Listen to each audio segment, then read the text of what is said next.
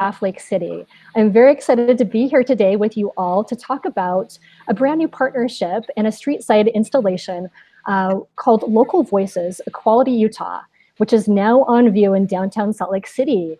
This is a social distancing friendly project with support from the Temperate Museum of Permanent Change in the center of the living city. It's displayed in 14 steel frames along Broadway, which is 300 South, between 200 West and 200 East. Through these 11 visually dynamic designs, we have created an audio tour in conjunction with KRCL 90.9 FM. And this Local Voices Equality Utah exhibition highlights victories achieved in Utah since 2019, including the passing of the LGBTQ inclusive hate crimes law and Utah's recent banning of conversion therapy for minors. The installation also celebrates artists, healthcare professionals, rebels and radicals in Utah and beyond, including Utah Pride Center board member Nikki Boyer, activists Audre Lorde, nurse Maggie Schneider, and Dr. Kristen Reeves, actor Billy Porter, and filmmaker Dustin Lance Black. Finally, inspired by the theme Spark the Fire, which was actually the Allies dinner from last year, the outdoor display identifies opportunities for our state to grow into a more inclusive and resilient community, with Equality Utah committing to advocate for equal rights amendments, take action on climate change, and support the fight for equality for QTPOC community members. And it is my pleasure to next welcome Mayor Erin Mendenhall to welcome us to start off this discussion today. Thank you, Angela. Hello, everyone, and welcome to Craft Lake City's Local Voices Equality Utah virtual discussion. I am so glad to be with you today and with Troy Williams, Executive Director of Equality Utah, and of course, Angela H. Brown, Executive Director of Craft Lake City, to discuss this fabulous new public exhibit in downtown Salt Lake City called Local Voices. This 14 placket display is a wonderfully visible celebration of LGBTQ victories and stories, and I highly recommend you check it out. In Salt Lake City, we have come a long way, and we have a lot to celebrate on the equal rights front. It's crucial to me as mayor and to my team that we continue to push and agitate to make our city and our communities as inclusive and welcoming as possible. I have loved working with Equality Utah over the years, and I so appreciate their commitment to securing equal rights and protections for lesbian, gay, bisexual, and transgender Utahns and their families. I applaud Craft Lake City for being an inclusive organization that celebrates the work and the art and the stories of local LGBTQ makers and artists. So I'm excited to hear from you both today, and thank you for having me. Thank you so much, Mayor. It is our pleasure to have you. And at this time, I'd like to introduce some of our other guests. As Mayor Mendenhall mentioned, we've got Troy Williams, Executive Director for Equality Utah. Hi, Troy. Would you say a few things about yourself? Yeah, thank you so much. It is such a privilege to be here. I'm so grateful to Craft Lake City, and I'm also grateful to Mayor Mendenhall for creating this space for us and for this amazing city of ours that has always welcomed and loved and embraced LGBTQ Utahns. So we certainly feel home here, and we feel like we have a place here, and it's very special. So if you're new to Equality Utah, we're 20 years old, and we work to ensure that the laws in our cities and in our state include and protect LGBTQ Utahns. So we have been at this, and we love the work that we do. We love advocating in this state, and we are so proud of Utah for advancing pro-LGBTQ laws that don't happen in other conservative states around the country. The fact that we did pass an inclusive hate crimes law last year, we became the 19th state this year to ban the harmful practice of conversion therapy. That kind of stuff doesn't happen in Kentucky or Mississippi or North Carolina, but it happens here in Utah, and it's really a tribute to the incredible people in this state. So we are thrilled to be partnering, and of course partnering with my other family, which is KRCL Radio, that I worked for 10 years, to craft this audio tour. It really brings so many of my different circles and my different families together. So it's been very special for us. Well, and I think that's a great segue to introduce our next guest, Billy Palmer, co-host of Radioactive on 90.9 FM KRCL. Oh, hey, Unmute thyself, Billy. Unmute thyself. This is the radio guy. Hey, I'm not used to this Google thing, but yeah, thanks for having me here. I'm just so appreciative to be able to be representative of a KRCL to be partnered here. And of course, you know, the station since 1979 has always advocated for all marginalized voices. And it's the first radio station to have an LGBTQ led and also, like Troy said, Radioactive, the show that I am associate producer for, began as a show that concentrates itself around grassroots activists and community builders. And of course, Troy, this is your baby, so you know it's still your show no matter what. Well, I'm glad that you're taking good care of her. So, Of course. yeah. Excellent. Thanks, Billy. And we're also proud to have Kelly White-Jones, co-chair of ERA Coalition. Tell us a little bit about yourself, Kelly. I'm so happy to be with you. I am working right now with Representative Karen Kwan, who ran our bill this last session, and on passage of the Equal Rights Amendment. We feel like Utah should be the place, right, to pass this important amendment. We really are building on an effort that has spanned decades, and so we're grateful to have the support of so many awesome women and men who are great allies to us in this. Particularly Equality Utah is part of our coalition. We have 30 plus local organizations and national organizations and countless individuals here in Utah who support this amendment and recognize the need for full constitutional equality under the law. We sometimes get folks thinking that this effort is controversial in some ways. We absolutely refute that. We believe it's so fundamental. Having that basis of equality is really how we build on our rights. And you'll see I have somebody here with me. Ruth Bader Ginsburg has been an awesome advocate, and I would be remiss in mentioning the fact that that she felt like the 28th Amendment was the most important amendment that she would like to have seen passed in her lifetime. So we continue that work with awesome partners like Equality Utah and invite other Utahns to join in this important effort. Thank you, Kelly. I also want to acknowledge two other team members that I have here with me on the Craft Lake City side. We've got Shelby Lang, our Artisan and Programs Manager, who is helping today and also really manages this program for local voices, as well as the Celebration of the Hand, where we curate these placards along 300 South. And also Amy Stocks, our Community Inclusion Coordinator. Thank you so much for being here and supporting us today with this presentation. So I think this is kind of a great way for us to really just, again, remind the public. So this exhibition will be up for a few more weeks, and it is on 300 South in downtown Salt Lake City. It's on the streets. It's open 24/7. They are available to view anytime that you are available to take a socially distanced walk. Now, Troy, this is our second year partnering with Equality Utah in this way, where we have, kind of gotten together and shown some of the work that your organization is doing.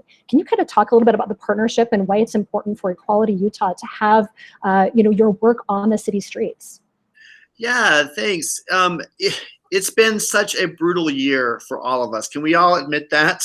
It has been rough. And hats off to Mayor Mendenhall for navigating us through a pandemic and through an earthquake and through a inspiring and exciting sort of reckoning over racial justice that's long overdue in our state and our country. So as we were looking at all the challenges that we are facing as a people, we were contemplating the kind of refining fires that have shaped and molded our community and made us stronger. And we realized that the LGBTQ community, we've been through a plague before. We have survived a devastating virus that wiped out so many people, so many artists, and so many just vibrant characters in our community.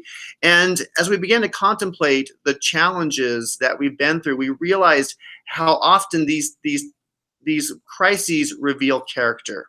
and they give us an opportunity to sort of rise above and to become better than we have been previously. So we wanted to really recognize those moments in these placats and recognize the power that happens when we come together as one, when we actually look to build upon common ground, identify our shared values, and elevate those who are marginalized so that everybody has a shot at the American dream. So we really thought about that as we were designing the placats this year, and how we could create something that uplifts and inspires people through this difficult time. And I believe we actually have a few of these placats kind of queued up, so we can give those attendees here today that visual if you have not had a chance to view them in person. Shelby, I believe you've got the Equal Rights Amendment placat queued up for us to check out. So she's going to present that now. And we're going to start by just listening to a little bit of the, oh, actually, we're not going to listen to the audio tour for this one, pardon me, it's a little long. Kelly, do you want to speak to this placat a little bit? And Yes. Yeah, go right ahead. I do. I love when I see this, it reminds me that the effort that we are in is for every woman. And especially this year of the woman, you'll notice the flag behind me is the flag to celebrate this 100th anniversary of women's right to vote, right? Some women, and didn't include all women. And so as we think about the Equal Rights Amendment and moving forward in this important effort, we are adamant that our efforts have to be intersectional, they have to be inclusive, and we don't rise without bringing every woman with us. This amendment obviously is for men and women, that sense of equality and needing to shift that balance under the law. But this recognition for us that going forward, we don't rise unless everybody rises with us. So we're looking to lift voices. And I think this placard in particular, Dee Dee featured so awesomely here. She performed, I believe, at the event, and just recognizing the need for us to be inclusive and to lift every woman. Yeah, thank you. And we took the classic ERA logo and we thought we needed to queer it up a little bit. It needed a little bit of a glam update for 2020. So we did a little ERA, yes. So we have the buttons for folks if you'd like one. We do, and we have some events coming up that you can support. How can you be part of things? We're going to have an action for the VP debates coming up.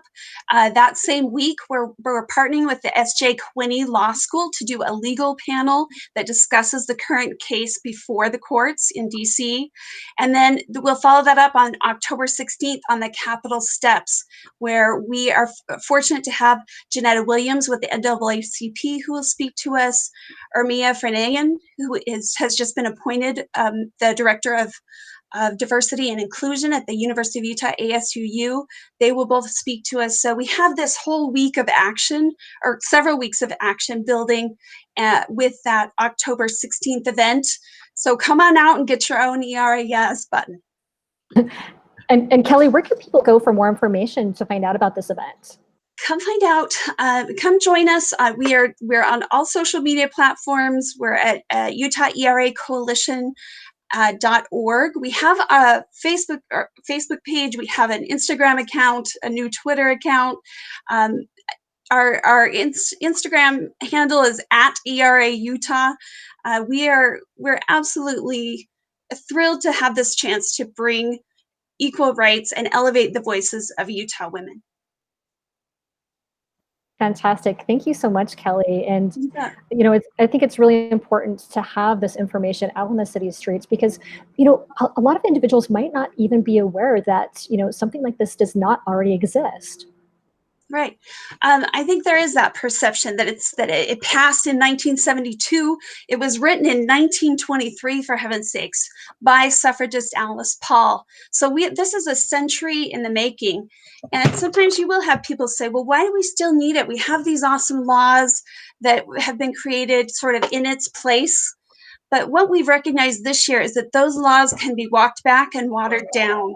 So we've seen that with Title IX protections that were just changed August 14th, went into effect and impact our folks on campus who experience sexual assault.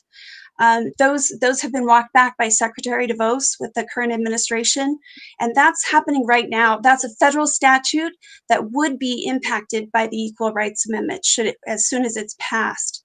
Another one that we talk about is the Violence Against Women Act, and that particular piece of legislation has stalled out in our Congress. They have defunded it this year, and it's one that it's been around for 26 years, and it's helped us fund our domestic violence programs. So the recognition is that we have these amazing rights, but without that constitutional protection, those rights are not sure. And they do require that grounding in order for us to maintain those rights and ensure that our generations to come will still have those same rights. For those of you that have just joined us, we've just been hearing from Kelly Whited-Jones, co-chair of the ERA Coalition.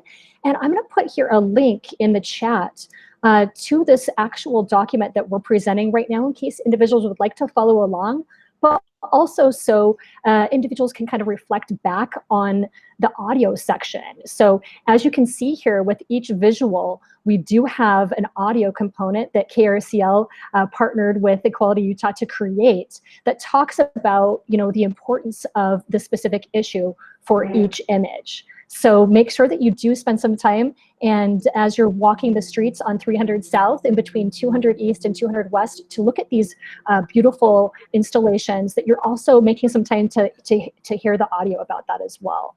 Awesome. Kelly, anything else that you'd like to mention? I do want to mention that with the passing of Supreme Court Justice Ruth Bader Ginsburg, we feel very, very much energized to carry on her efforts for equal rights. No one that I can think of has done more to ensure equality, gender equality under the law. And we need, as we mourn her passing, I would ask for all of us here in Utah to think about how will we continue that tradition? How will we continue to advocate for all people to have constitutional protection under the law? I just saw last night, I don't know if you caught it, but there was an amazing montage talking about her life. Some of the cases that she litigated were with the military to ensure that men and women both had equal opportunity in the military. Another one was with wage, and these are still issues that we face today.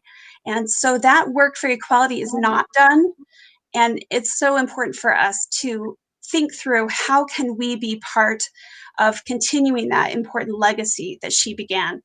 And I feel such gratitude for her life and for her example. And really, she talked about, you know, putting one foot in front of the other. And so it's about deciding every day, what can I do today to promote greater equality where I am, in my circle and in my sphere of influence. And so join in with us with the Utah ERA Coalition. We're an all-volunteer organization. We welcome you to come in and pitch in for equal rights and to help us elevate the status of women in Utah. And I just really want to throw in that during the last legislative session, ERA Coalition members were at the Capitol every single day and stood outside of the House with signs, sometimes dressed like suffragettes, and actively engaged our lawmakers every single day. And that's what it takes, because, you know, anti-equality people like Gail Ruzicka, she is at the Capitol every single day. And if we want to see our work moving forward, we have to be there every day. So I really applaud the coalition for really just that tenacity to keep showing up. And we'll be doing that again in 2021. And that all volunteer support is just crucial. Thank you for all of the work that you do. Thank you.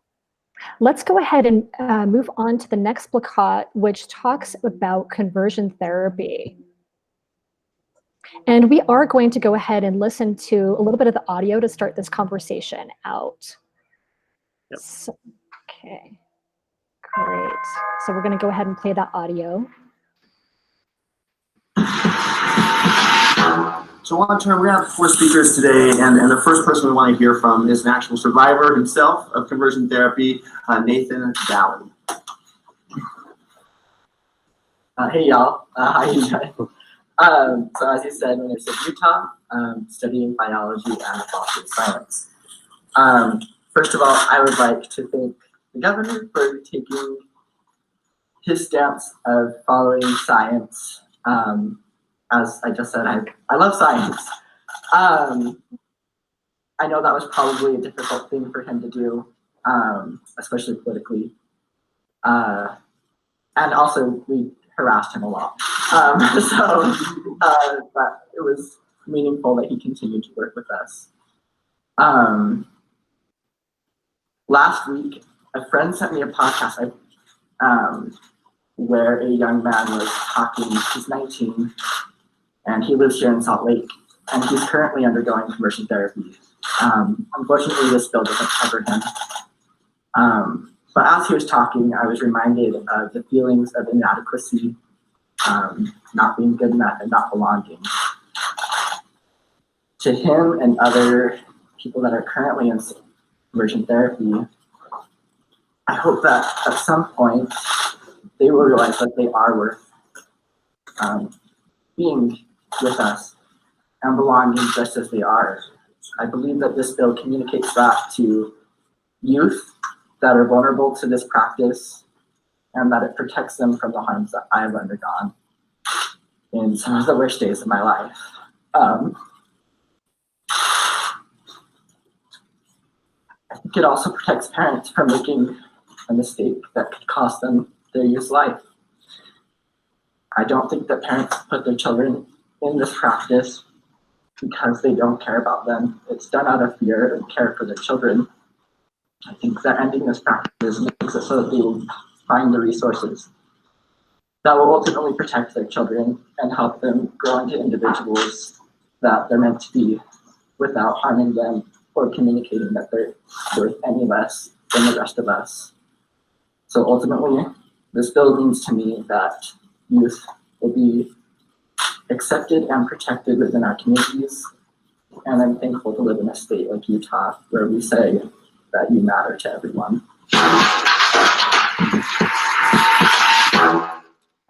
Troy, can you kind of talk a little bit about what we just heard? Yeah, there was a press conference that we held, and Nathan is 20 years old. I think he might have just turned 21. He went through conversion therapy just like 4 years ago, and in Utah County. And I am so proud of Nathan and so many other survivors that we worked with who told their stories again and again in press conferences, to the media, to Governor Herbert, to committee hearings. Often we had 2 really brutal committee hearings, one at the legislature and then one at with the Board of Psychologists at DOPL, the Division of Professional and Occupational Licensing. And they had to tell this painful, traumatic experience they went through. And in the committee hearings, they had to tell their stories next to actual conversion therapists. Some of them told their stories while their conversion therapist was waiting to testify after them. And it was the telling of their stories that really reached Governor Herbert and so many other people. That really opened up Governor Herbert's heart, and he was determined to make sure that science prevailed over politics. And so we worked with the Board of Psychologists. We drafted an administrative rule to ban the practice for minors.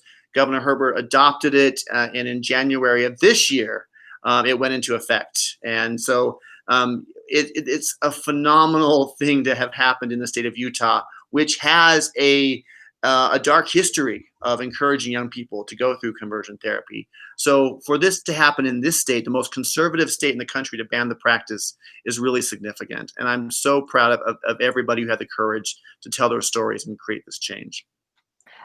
Since Utah has, passed this, and again, wow, what a fantastic win for Equality Utah and for, our citizens at large. But since this has passed, how has that affected other states within, the nation? Virginia followed right afterwards, and I think it was Virginia, yeah, and became the 20th state to ban the practice. And so I think people kind of sat up and said, again, Utah's doing this, and so we're saying we want to send that message out, particularly to conservative states, that that if you care about young people, if you want to sort of see them thrive and be successful, then conversion therapy is the wrong way to go. In fact, we know that when young people are subjected to conversion therapy, their rates of depression double, their attempts at suicide triple. So we've got to cultivate a deep sense of belonging for young people so that they know that they have value. And conversion therapy does the opposite. It reinforces this idea that they're broken, that something about you has to be fixed or changed for you to be accepted and for you to belong. And that's a dangerous message to send to young people.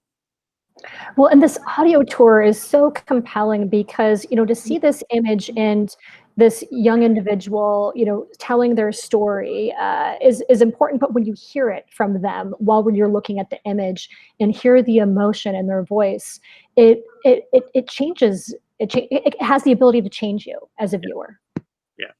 That we always talk about that, what changes someone's mind, and we always believe that it's heart to heart.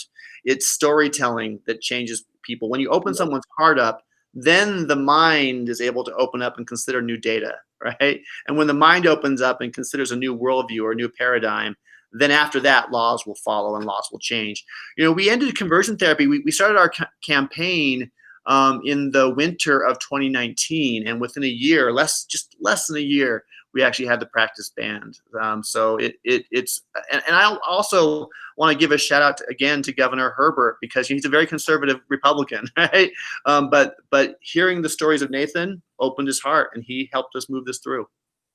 Yeah, you just can't deny when you hear those stories, the emotion and how that has affected their life. And thank you so much for putting this together. And, as Craft Lake City's role in local voices and displaying this work, it's so important for us to provide this platform to partner with nonprofits such as yourself that are doing political work, and provide an opportunity for individuals to, see these voices, hear these voices, see the work, and provide that opportunity for them to educate themselves in new areas they may not be aware of. And I think today we're touching on a lot of these areas that a lot of our Utah residents just might not think about on a day-to-day basis, and how it impacts people they love.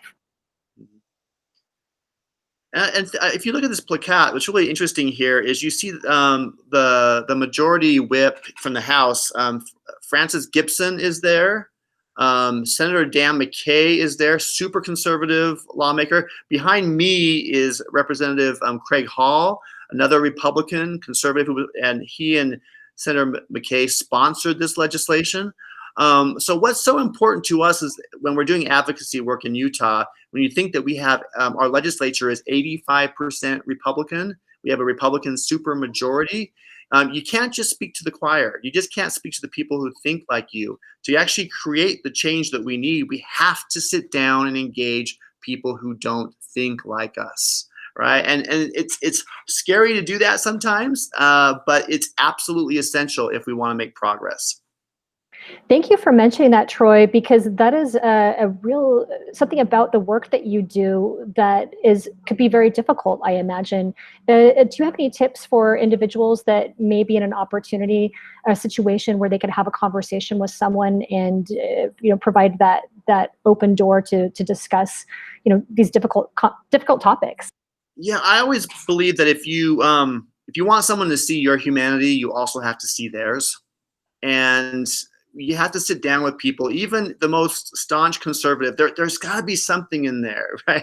There's got to be something that you can connect with, and trying to find that is always the goal. And then I just always assume they're going to be my ally. That's a mental sort of that's the kind of mind shift that I go into. If I sometimes will meet with LDS church leaders or with leadership in the legislature, and I sit down, and no matter what I may have heard about this person or seen them say on Twitter or any op-ed they may have written, I always sit down going, this person is going to be my ally. I don't know how, I don't know when, but at some point they're going to be my ally, and we're going to get this done together. And that shifts my attitude when I sit with them. And so instead of me kind of being adversarial with them, they kind of start to relax. Because when we are dealing with difficult issues, we often go into fight or flight mode, right? The amygdala in the brain is triggered, and people either want to like go into combat mode, or they want to move away from you, right? Or they freeze. And so at Equality Utah, we're always, amongst our staff, we're always having these conversations about how do we message things, how do we have conversations with people that deactivate the amygdala, that allow people to sort of enter into difficult conversations in a way where they don't feel defensive, or they don't feel attacked, or they don't feel shamed, but that they might even begin to see themselves as a problem solver that can help you reach the finish line on something. So it's really a mindset that we kind of carry to them. Thanks, Troy. Thanks for sharing that. Let's move into talking about Black Lives Matter and that plakat there. Talk about difficult conversations, right? Yes. Billy, are any of these talking points that Troy is bringing up, are they resonating with you? So much of this, yes, absolutely is resonating with me. And I just think about that notion of having people become your allies. Nothing exemplifies that more. And I love the photo. The image on this is just beautiful and powerful. But 6 years ago, it was controversial to say Black Lives Matter. It was way too radical. But, you know, Angela Davis says it this way, that radical is what people see as radical is just you getting at the roots. And when you get at the roots, the whole tree shakes and everybody is disturbed. But that's what the intention is to disturb the things that we need to disturb. So I love the image of this one, and absolutely, so much of that resonates with us. We find ourselves, and I feel so encouraged that we find ourselves in a place in Salt Lake City with people coming together, gay and straight, trans, Black, Hispanic, white, you name it, women, men, young and old. When the day of that caravan, that Black Lives Matter and Utahns Against Police Brutality, when they put that rally together, the caravan of cars, I was on 6 South and watching Utahns showing up in thousands and thousands and yelling at the top of their lungs, Black Lives Matter. And I thought I'd never see that in Salt Lake City. I remember being afraid to even say those words in certain crowds. Not afraid, but worried about the reaction from the folks or the turning off of people. But to see how I'm so encouraged by the notion that intersectionality is not new. It is actually something that we've progressed before with the civil rights movement in the 1960s, when people got together, not just one identity, but many identities got together. That's when we know we can do things quickly and better and more powerfully, is when we come together. And no time like today, I don't think in America have we seen so many people being able to be out loud, out and proud. LGBTQI can now yell it from the top of the mountain and be absolutely unashamed about and unapologetic about who they are. And I think that's what's happening with Black folks too, and with people of color is we want to be out loud and proud, and we want to be unashamed and unapologetic about who we are, and never go back. So this time it feels different, and we have to hope that it's different. But absolutely love this image, and I love the fact that these placats sort of display that wide array of beautiful identities in our city, and the fact that we are united. It's a beautiful thing. Troy, can you talk a little bit about the photo here and this imagery that Billy, has acknowledged? What a great image this is. Could you talk a little bit about the story behind that? These are our friends. These are Equality Utah supporters, members of our community or allies to our community. And we called a bunch of folks up and said, hey, we want to be allies to you. You're allies to us. We are here to be allies to you as well, because that's how this works, right? We are all there for each other. And so we put out a call, and our friends showed up, and we took to the Capitol. And we really, this all happened during Pride Month this year, and we had that really exciting and powerful Pride for Black Lives Matter rally that we helped organize with all these beautiful cutie pot or young people at Pioneer Park, or no, sorry, Liberty Park. And so we brought these folks together, and we were really, as we were really exploring how challenging this time was, we thought, well, you know, we don't have to reinvent the wheel. We've had our ancestors, our queer and Black ancestors, kind of guiding us. And so we looked back at a feminist poet, Black lesbian, Audre Lorde, and we pulled this quote from, she has this great talk that she gave called, I think it was called Lessons from the 60s. And she said, revolution is not a one-time event. It is becoming always vigilant for the smallest opportunity to make a genuine change in established, outgrown responses. For instance, it's learning to address each other's differences with respect.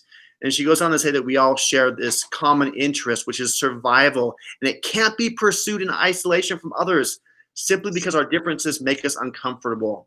So this is a time for us to be uncomfortable, to recognize our differences, but to understand that we need each other, that we cannot grow and evolve as a culture without supporting each other.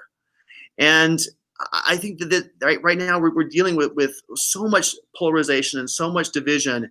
And the call from Audre Lorde is for us to come together and to work together to find solutions and to be uncomfortable as we're working through these things.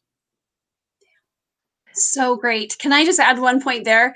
Please I do, think Kelly. with several of these issues, we think about this idea that we have this chance to really walk away from these fundamental issues as being political. I don't view women's full equality as a bipartisan issue. It's not a partisan issue. It is something that all of us can support and should support. I feel the same way about Black Lives Matter. This is a fundamental issue of racial equality. And as we talk about that, I think we have to pull away from this idea that it's a push and pull of politics. It really, when it comes down to it, is about just fundamental human rights. And where we can, I think that's what draws people in. That's what makes people excited about this opportunity to come together on these issues. There is an energy around Black Lives Matter that is phenomenal. I feel it, and I think so many of us here in Utah feel it. And I think, particularly as I think about feminism and some of the mistakes that we have made in the past about not recognizing all voices and not bringing everybody with us, that this is, boy, how powerful is it that we have this moment to really allow Black women and brown women's voices to rise in our movements. And if we're not doing that, we're just not doing equal rights the right way. We have to allow those voices through. I kind of laugh because we're celebrating suffrage, we're celebrating this opportunity to vote, and yet this whole year has been a giant apology, if you think about it, and a necessary apology. And I think to myself, that informs me going forward with the Equal Rights Amendment. We cannot do that again. We will not leave people behind in our movement. And so I encourage all folks who are interested, on more conservative folks. We just had an awesome event called A Conservative Case for the Equal Rights Amendment. We invited Amy Winder Newton, who was a candidate for governor this year, to come and talk about her support of the equal rights. We brought in Holly Richardson, who writes for the Salt Lake Tribune, and we were fortunate enough to have Steve Anderson, who ran and passed the Equal Rights Amendment in Illinois in 2018 as a pro-life conservative white male. So those voices can come out for this movement. And my feeling is, if they can come out for this movement, it's because there's something there. There's something tangible there, and there's a recognition of those fundamental rights that have not yet been realized and that need to be. And where we can come together on those issues, like Troy mentioned, that idea of like, let's have the conversation. Let's talk. There's nobody off limits in this discussion. Like, absolutely, let's sit down and be willing to have those important equality conversations and move the ideas of racial equality and gender equity forward. And I feel energized. I feel really positive about this movement, and I'm so thankful. As I reflect on the passing of Ruth Bader Ginsburg, I think to myself, we are still engaged in this struggle, and it continues. And I'm so thankful to be able to get up Monday morning and say, what are we going to do for equality today? Let's get busy. Thank you, Kelly. Preach. Billy, what does having an image like this do for equality today on the city streets?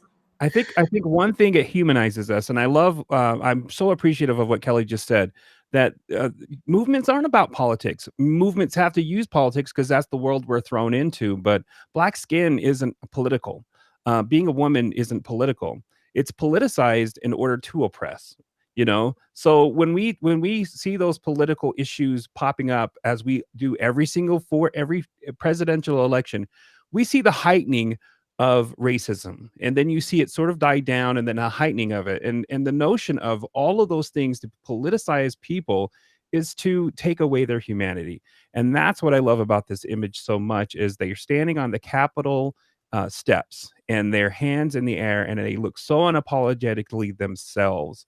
And the array of people that are in that picture, in their age and the beauty of who they are, individually, is what this is really all about. It's about all of us showing up with exactly who we are, because that's the world we want to live in. We want to live in a world where we get to be authentic, where we get to be exactly who we are, and live with dignity, with equal rights, with love and compassion for each other, and acceptance for each other. And I think that's something that everybody can get behind. I think we can all get behind that, no matter who you are, whatever your identity. That's what we're all fighting for, and that's where we can all unify. There's a core value there that I think that is the true American spirit. And I think whenever a movement is moving in that direction, we are summoning every single word that was ever said about equality in our Constitution, every single word that was said about equal rights in every document that we have in every state, in every city. And what we need to do is constantly remember that is the core of who we want to be and who we are, not political figures. Of course, we have to get up to the Capitol. Of course, EU, just like all the rest of those great lobbyist groups, get up there and change those laws, but we're doing it behind a push from people, and everybody can get involved in that push towards freedom, equality, justice, peace, love, dignity. All of those things is what we really, that's what I love about movements. They're humans, people power, they're families. We're all family. I love it. That picture is straight up beautiful. It is. It's beautiful. Troy, who took the photograph? Brandon, I think Brandon Cruz took it. Yes. Excellent. And Brandon does quite a bit of work for you. Yeah, absolutely. Yeah, excellent artist. So let's go ahead and. The photographs are from various photographers, but the actual art design is from a local designer named Carl Lundberg, who's just super gifted and brilliant. Yes, and I love the way that you've just been able to incorporate that design theme throughout all of the imagery, with that kind of beautiful flame work from, again, the Equality Utah Allies Dinner last year, kind of from that theme. Yep. Let's go ahead and move on to the hate crimes law. And we're going to listen to some audio that accompanies this image. Troy, do you mind setting up the audio clip? Yeah, so last year, Utah, we passed an LGBTQ inclusive hate crimes law, and it was the first time that actually race and gender and religion were included in our statute. So this was a significant achievement, again, sponsored by a Republican Senator Dan Thatcher and Lee Perry in the House, signed by Governor Herbert here, and I believe this clip is from Representative Sandra Hollins, who was really instrumental in making the case for this new hate crimes law.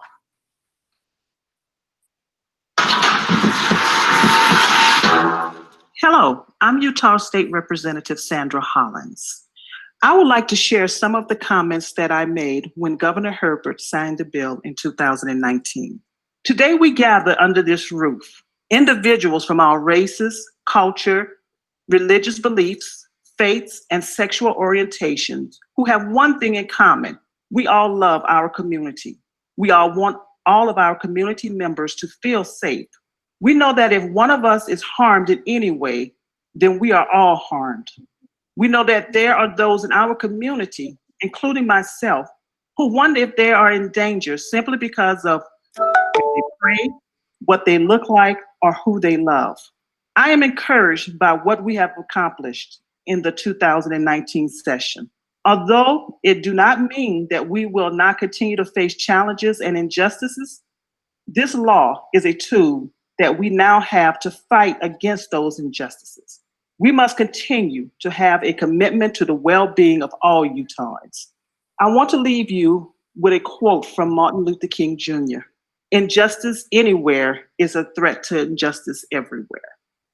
When I look at this picture that you are seeing now, I see people from every race, religion, and culture coming together, taking a stand saying, we stand behind those in our community who are marginalized or who have faced injustices. I am Utah State Representative Sandra Hollins. Thank you for stopping by.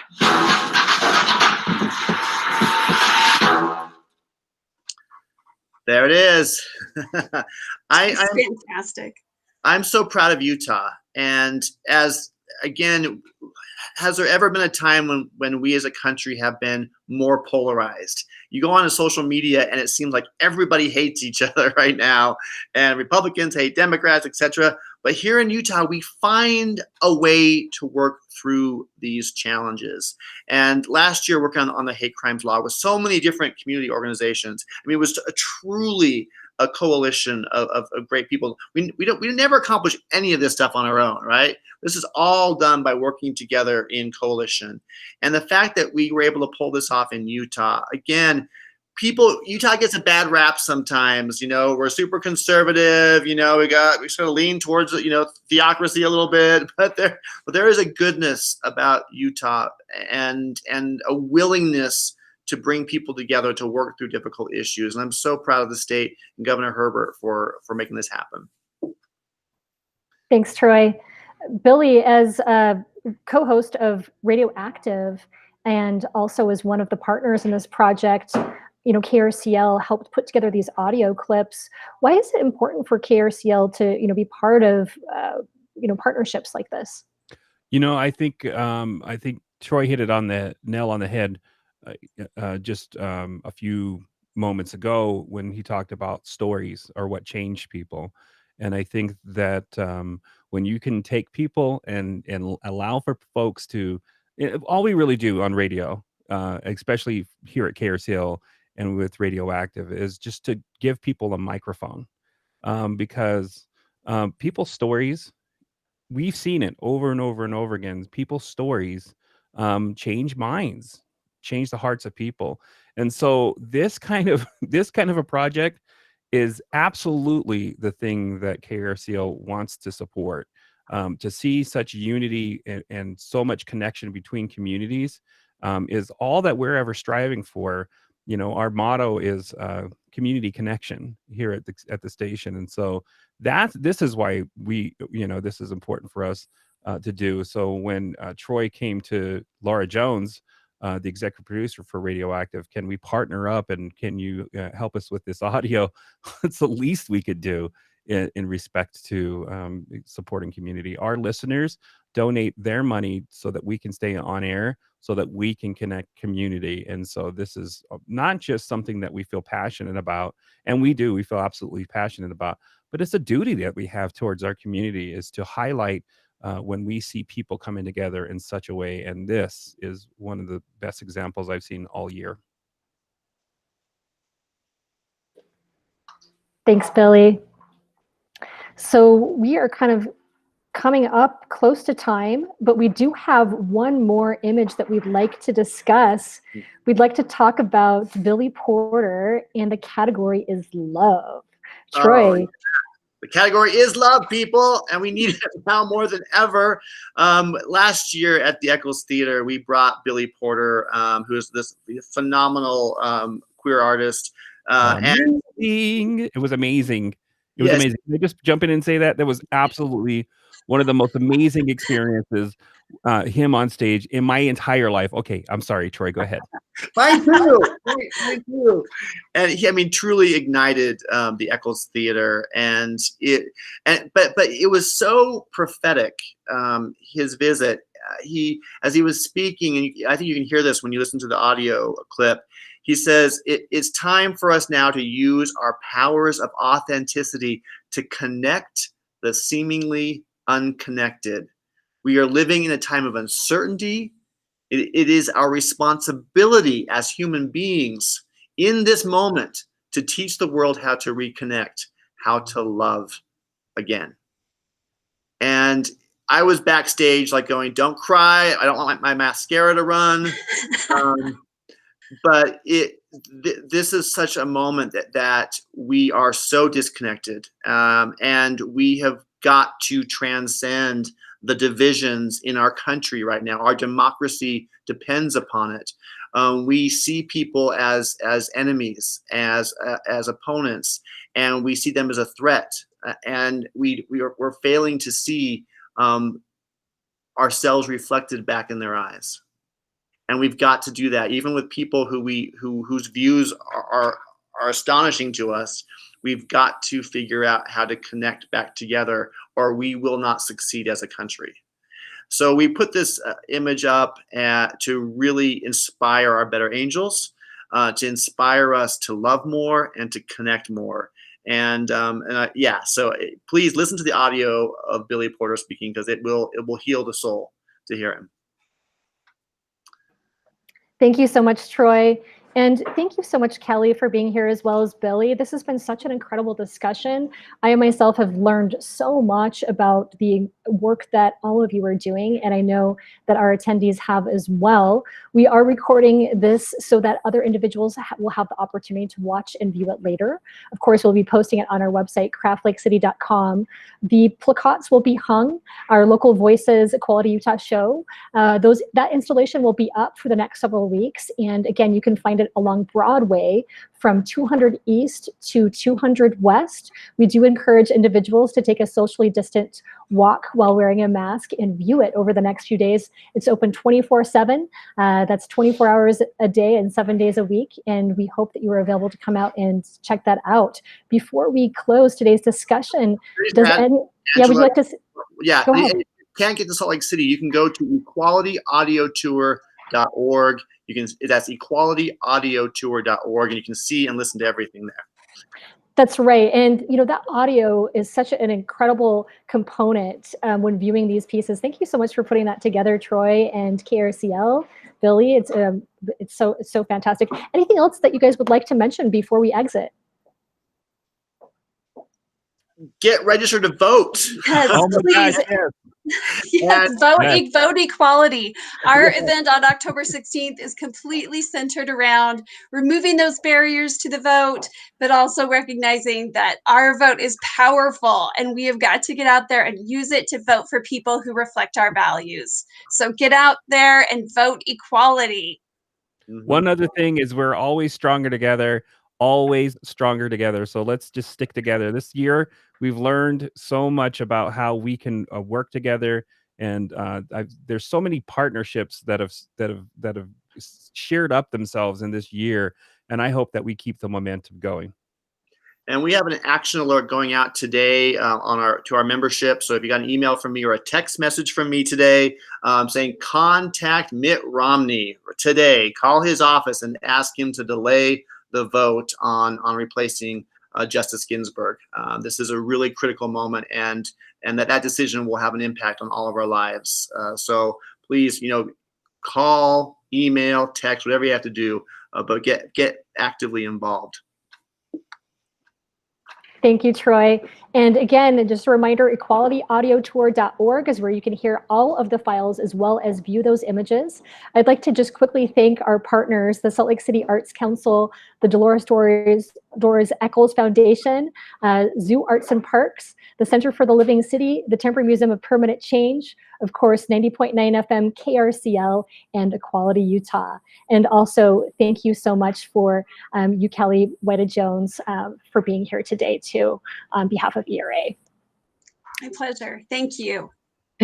All right. Thanks, everyone. All right. Bye. Bye.